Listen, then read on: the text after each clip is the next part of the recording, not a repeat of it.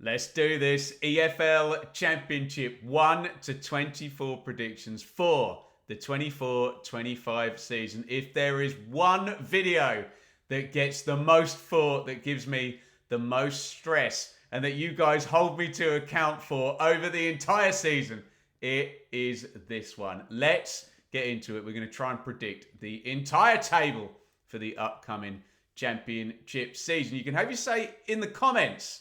But first of all, go and vote in the poll. And this will give you an idea of what us content creators are dealing with. This has been up 11 hours. And the question in the poll is, where is your team finishing in 24-25? These are the levels of optimism you get in August. 55%, over half of the fans who have voted in this poll think their team will finish in the top 6. With another 24%, so nearly 80% of EFL fans think their team is going to be in the top half. August optimism abounds. Do try and have that in your mind when you're in the comments, because, let me do a quick bit of maths for you, 80% of fans think their team is going to be in the top half. Let me tell you, as a matter of fact, 50% of your teams are going to be in the bottom half. That is just basic maths. Get involved down there in the comments. You know the deal on this. This is a list. This is a prediction of a league. I need to hear about more than one team. I don't need emojis next to the name of the team you support. I need a top 3, a top 6, a bottom 3. And we've had some brilliant replies on the League One video from yesterday. Even your own 1 to 24. Get in there. Get your hands dirty. I have procrastinated long enough. Let's start at the bottom. And I say this as a warning, we have to predict 3 teams to go down. If you're going to have big enough balls to talk about more than one team, you're going to have to predict some to go down. And I have done that. What I'm going to say before I reveal bottom of the table and my relegation picks, I think most people are going to have quite a similar bottom 5. And you could probably put them in, switch them about in many different orders. I have gone for bottom of the championship.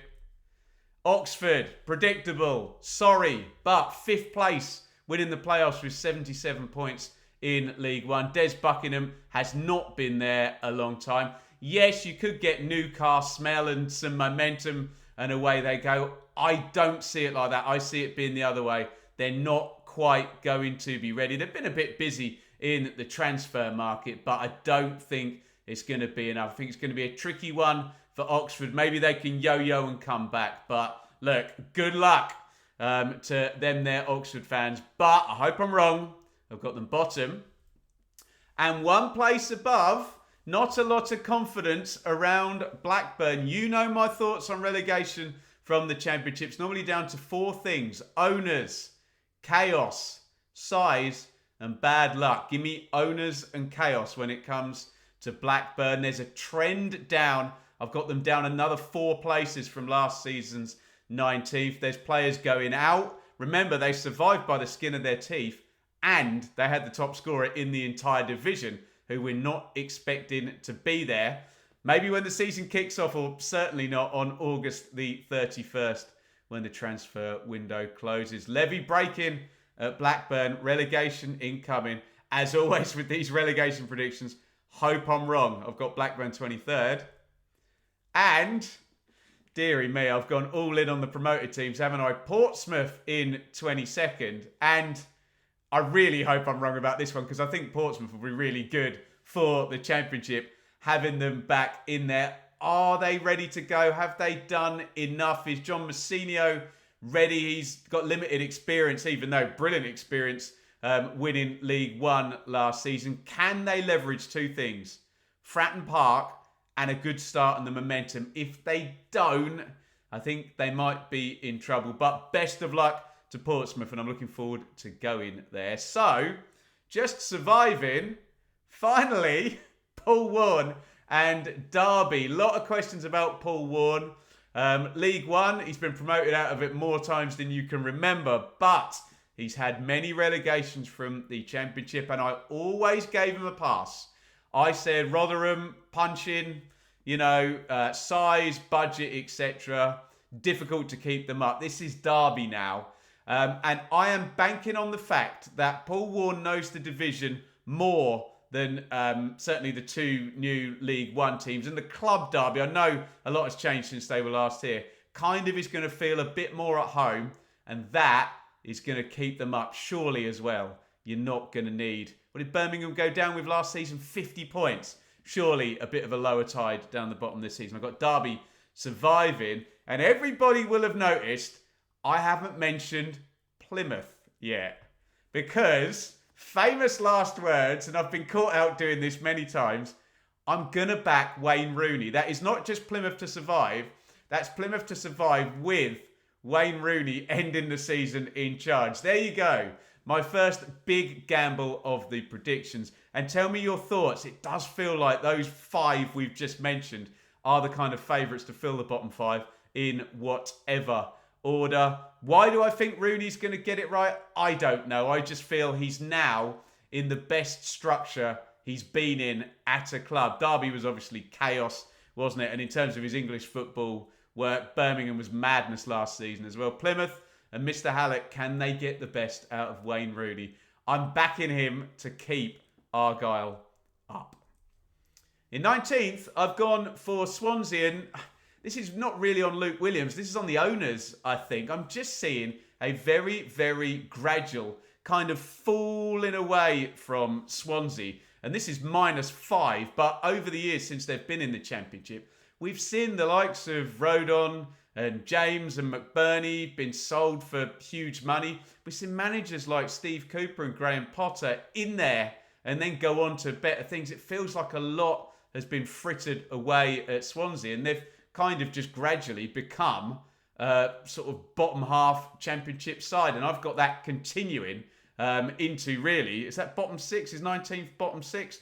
Yes, it is, isn't it? So I've got that continuing to being in the bottom 6. And I can say very similar things about Watford, who I've got in 18th. I was there, and I've written this down, let me check my notes, August the 1st, 2022, when Watford just came down and they lined up with João Pedro, Sarr and Dennis up front, Rob Edwards in the dugout, Tom Cleverley in central midfield, and it's just all kind of drifted away from Watford. The parachute payments are gone. The Potsos don't look massively interested. I mean, it's good luck to Cleverley, but it does feel like a rookie manager who's kind of just been promoted from within. So I have got Watford -3 positions from last season and sliding down to 18th in the Championship table. In 17th, I've got Cardiff, and that's probably going to disappoint Cardiff fans, I think, because there was a real sense last season they got out of embargo, and Bulu did a good job, didn't he? But I just think Mr. Tan cannot expect miracles, can he, from Errol Bulu? Again, it's shoestring stuff, and you're gambling on maybe some signings from Europe we don't know about. Chris Willock, that feels a bit moneyball, and he's been out of form, and can you get him going? And I just feel like unless Bulu really is going to be a massive hot hand here and he can, just deliver with no money and quite high expectations, then I don't really see where Cardiff are going to go under this ownership. So I've got them dropping down 5 places, in fact, into 17th. And in 16th, I've got Millwall, -3 from last season. And one of 2 things is going to happen this season at Millwall. Either Neil Harris's massive bounce after his return is going to continue, and we're going to get something more akin to Millwall's first season, what was it, 17-18, where they finished 8th after they just got promoted from League One. And it's going to be glorious and 4-4 F2, and they're going to bloody a lot of noses if he can keep the bounce going, or they're going to regress to the mean. I know what's more fun for the league is a Millwall side punching above their weight, but I've gone for the regress to the mean option and just a little drop off there after that magnificent rescue mission by Harris last season. Millwall down 3 at 16. And at 15, I've gone for Sunderland. I've gone for them +1.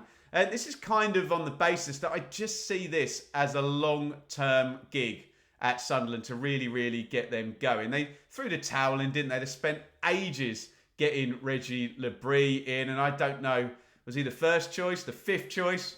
I don't know what they were doing at the end of last season. The squad is very young and needs knitting to get it. If he immediately gets them going, that's a great job. There's so much potential there, but I'd imagine there might be the odd sale before the window closes.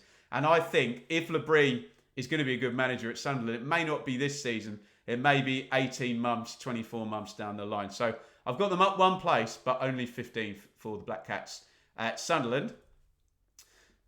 And in 14th, it's our yearly smile and giggle and laugh because we never know where to put Stoke.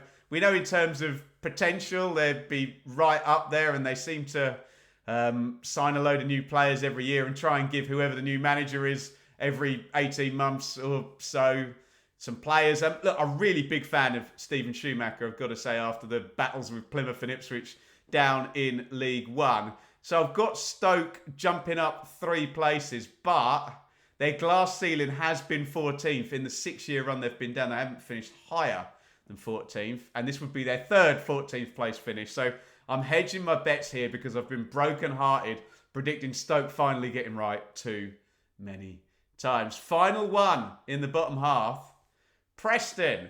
And look, it's difficult. Preston are actually improving season on season with Ryan Lowe. I forget the numbers, maybe like 13, 12, 10 or something like that. 12, 11, 10. I can't remember what the exact numbers are. They are heading up the table, but again, not quite the same as Mr. Tam, because I think the Hemmings family kind of have ploughed a little bit more money in to keep things moving there against the parachute teams in the Championship.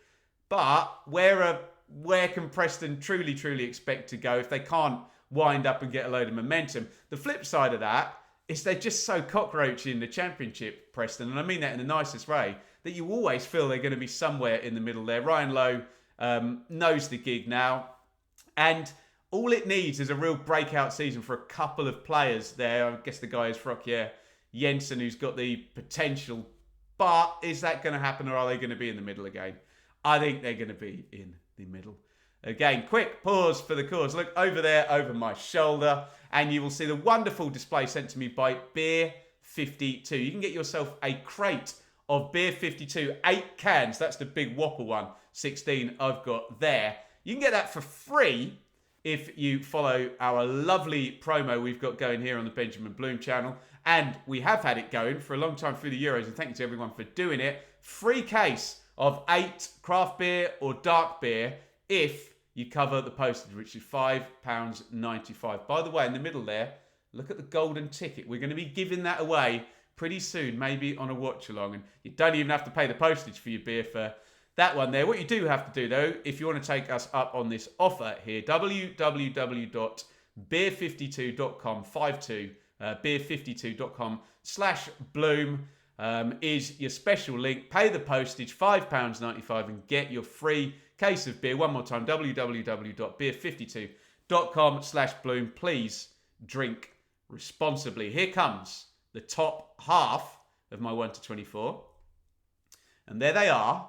Norwich City, who I am predicting are going to have a transition season. I've got them having a pretty big drop. What is it? -6 from last season. To be fair, I think they were +7 from the season before. So they have been up and down, Norwich. I can just see Johannes Hoff Torrup having a season maybe to get things moving. And I've written down on my sheet there, Sarah Sargent Rowe.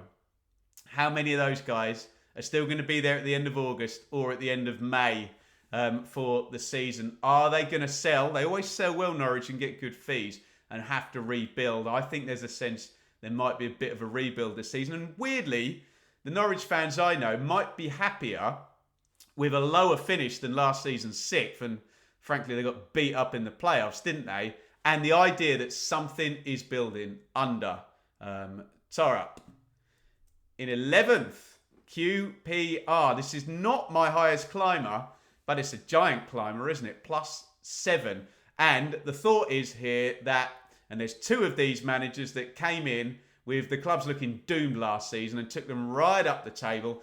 9th place for the second half of last season for Marty Cifuentes at QPR. Maybe 11th is conservative, but he's got to do it over the whole season. And let's be honest, that would be great progress up 7 positions and into the top half if QPR could indeed pull that off.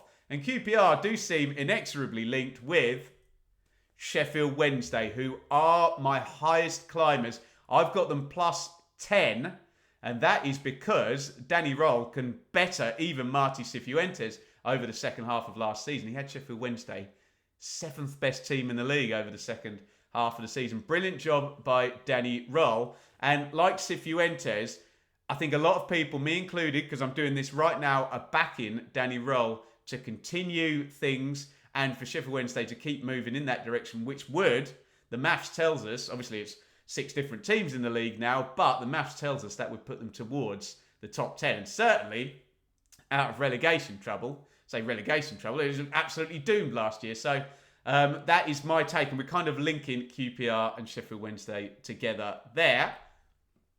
In 9th place, West Brom, -4 out of the playoffs where they finished 5th last season. And this feels like Carlos Corberan versus West Brom rather than West Brom versus the Championship. It feels like West Brom have got a brilliant manager who lots of the other clubs would probably like to have. But talk of embargoes and the transfer business doesn't look massively ambitious. The parachute payments are gone. We thought Mr. Patel might be ploughing in a bit of money and getting things moving again. Can Carlos Corberan work his magic? If they have half decent backing, you'd expect them to do well. But then again, Corberan got Huddersfield 3rd with no backing or support whatsoever. So who knows? Can he pull another rabbit out of the hat? I'm saying it's going to be too tricky and they're going to drop down 4 places to 9th. And in 8th, I've got Hull. Now, they could reach this position in any number of ways, knowing Mr. Illichali. As in, does Tim Volta last the season? You know, would Hull maybe be 16th or something and Volta gets sacked and another manager takes them up to 8th and they just miss out? Or will Volta do the whole season and just miss out? Either way, I don't know. I think Mr. Illichali threw a lot of money at it at January and it just had to do a bit of tidying up, selling Philogene and Greaves. And I think it might be a little bit trickier. I think on paper, the team obviously isn't as good without those 2 players. So I don't know how they're going to get there, but I've got Hull finishing in 8th. I always do a big gamble, and here it is.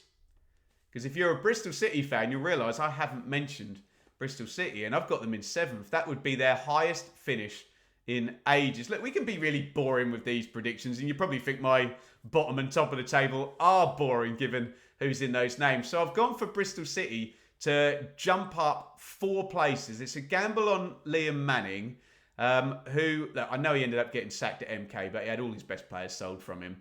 And he did a grand job getting MK 3rd. He had Oxford really going before he left for Bristol City last season.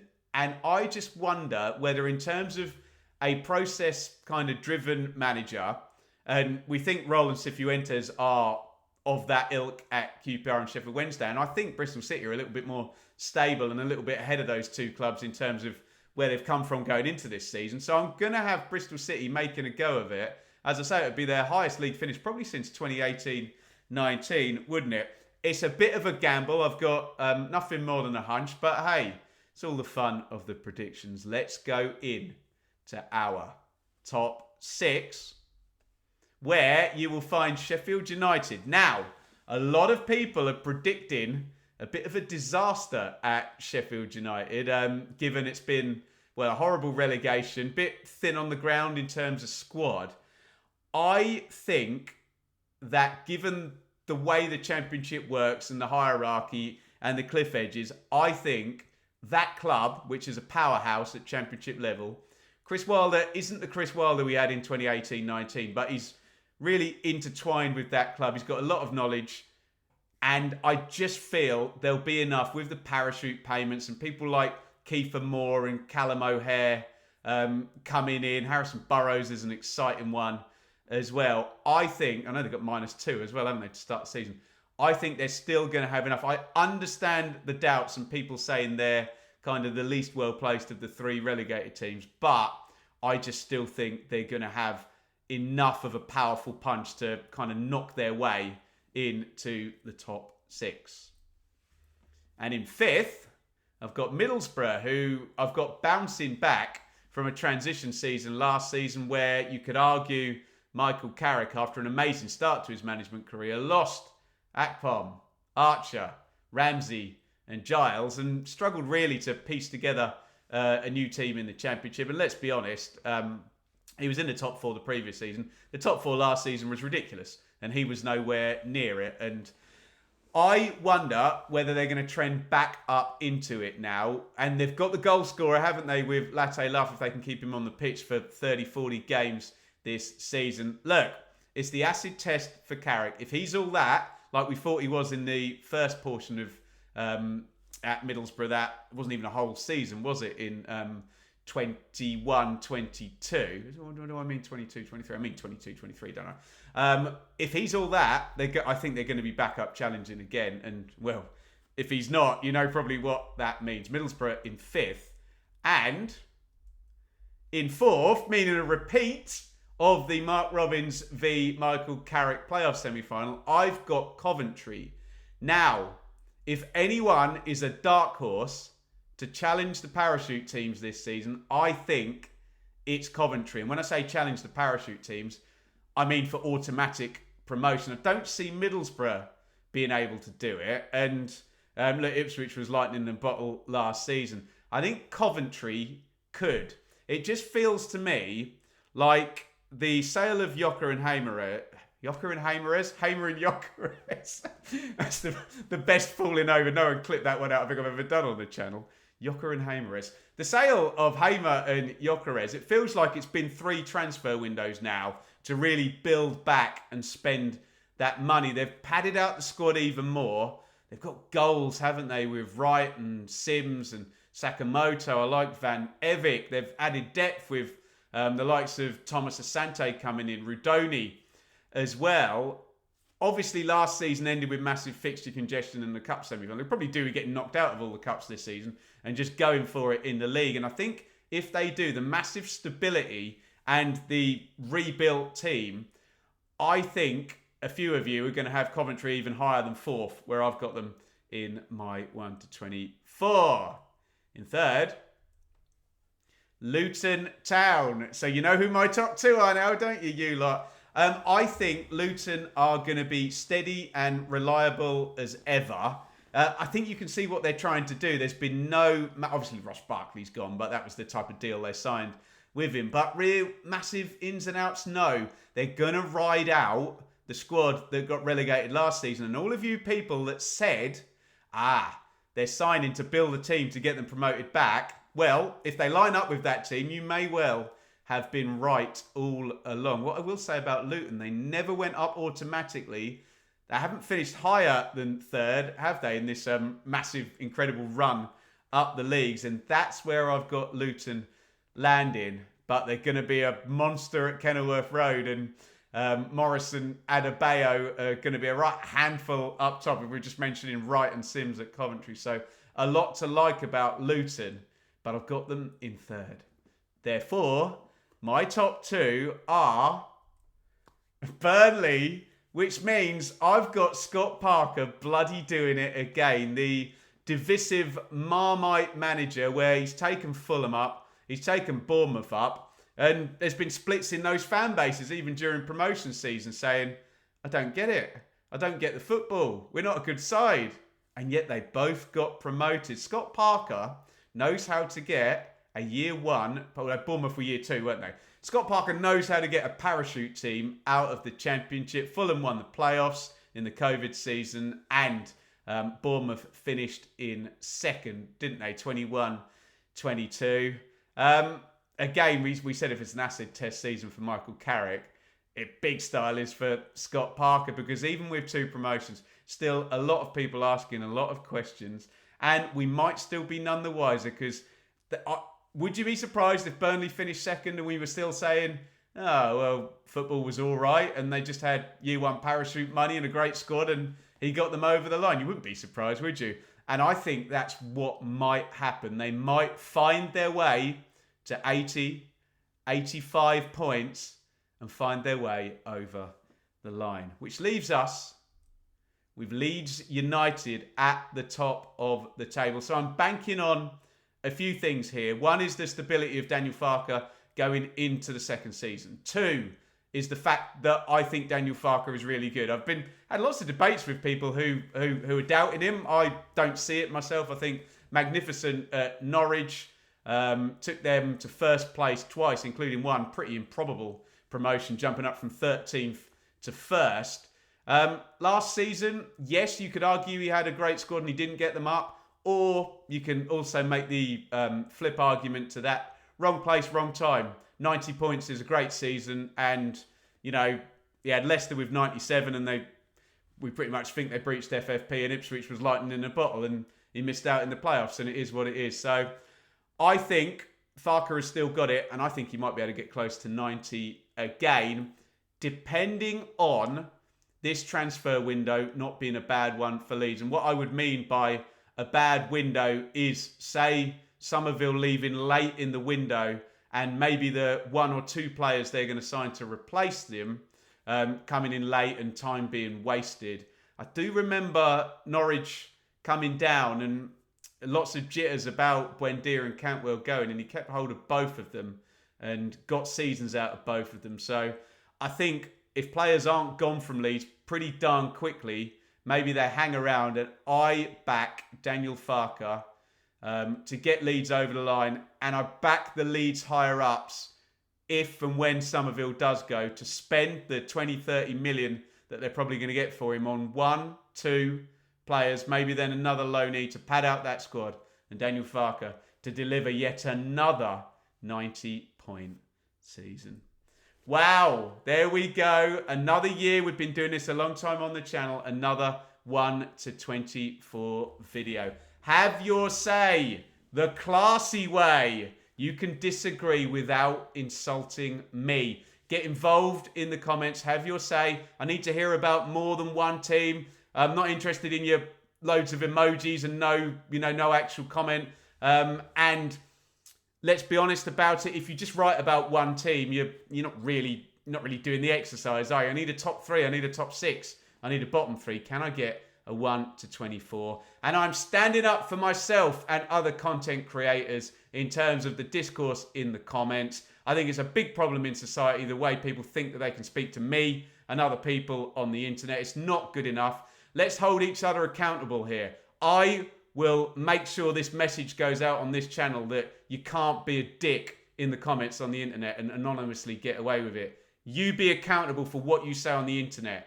You can disagree with me, but you don't have to insult me. Have your say, get a good conversation going, forget your reams of emojis and insulting language. Let's get good debate. And sorry to bang on about it, but I'm going big on this season. I'm not going to be spoken to the way I often am in the comments. And apparently we just have to put up with it because that's what happens on the internet. Anyway, get involved in the comments, get the debate going, and we will tag up here.